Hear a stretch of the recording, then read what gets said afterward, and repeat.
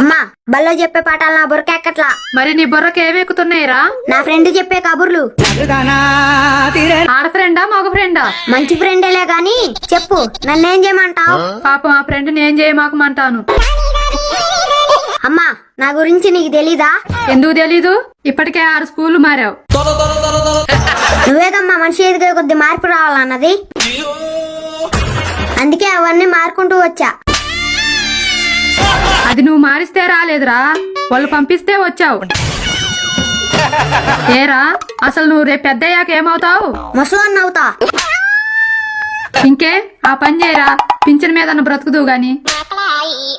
అమ్మా అవునరా, ఆస్తి లేని వాడికైనా ఇలువ ఉంటుందేమో గాని ముందు ముందు చదువు లేని వాడికి ఏమాత్రం ఇలువ ఉండదు.